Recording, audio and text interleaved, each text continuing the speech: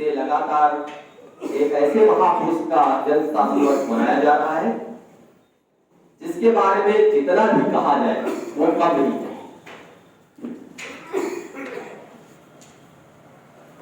श्रद्धेय दत्तोपंत ठेंगड़ी जी का जन्म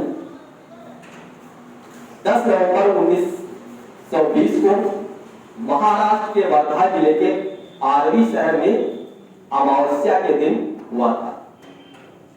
इनके पिताजी पेशे से एक वकील थे और पिताजी का नाम श्री बाबूराव राजीवा ठेंगड़ी और माता श्रीमती जानकी देवी ठेंगड़ी था। इसलिए श्रद्धेय ठेंगड़ी जी का पूरा नाम दत्तात्रेय बाबूराव ठेंगड़ी पड़ा। इस महापुरुष ने बहुत ही महान कार्य किए। जब ये बाल्यावस्था में थे, पढ़ाई के शुरुआती दौर में इन्होंने अपने शहर से ही पढ़ाई का प्रारंभ किया और वहां एक संघ चलता था जिसका नाम था वानर संघ। 15 वर्ष की छोटी सी आयु में उस संघ के ये अध्यक्ष रहे और जिस स्कूल में पढ़ते थे आरवी तालुका नगर पालिका हाई स्कूल, 16 वर्ष की आयु में उसके वह छात्र संघ के अध्यक्ष रहे और धीरे धीरे इनका मन देश की सेवा में लगने लगा। उस समय हमारा जो राष्ट्रवादी संगठन आरएसएस, जिसे राष्ट्रीय स्वयंसेवक संघ कहते हैं, हिंदुत्व के लिए चरम सीमा पर था।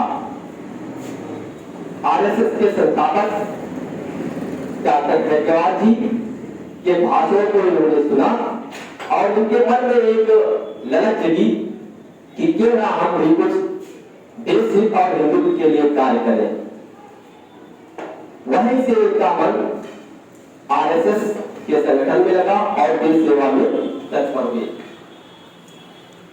एलएलबी और बीए की पढ़ाई पूर्ण करने के बाद में इन्होंने 1942 से 1945 तक केरल जैसे ईसाई बाहुल्य क्षेत्र में संघ का कार्य किया और 1945 से लेकर के 1948 तक साम्यवादियों के गण माने जाने वाले बंगाल राष्ट्र में भी इन्होंने आरएसएस का कार्य प्रचारक के रूप में किया।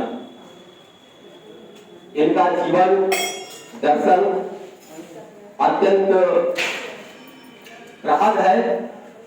इन्होंने छोटे छोटे मजदूर संघों को मिला करके एक बड़ा मजदूर संघ का संगठन खड़ा किया जिसे भारतीय किसान मजदूर संघ कहा जाता है। गुरु जी के कहने पर सन 1949 में मजदूरों की सेवा करने के लिए मजदूर क्षेत्र में उतरे और वहीं इन्होंने भारतीय मजदूर संघ की स्थापना की थी।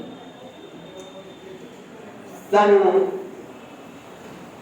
अक्टूबर 1950 में पहली बार एक इंटेक के सदस्य रहे, अंतरराष्ट्रीय सदस्य, और इंटेक का जो मध्य प्रदेश है उस शाखा के संगठन मंत्री चुने गए।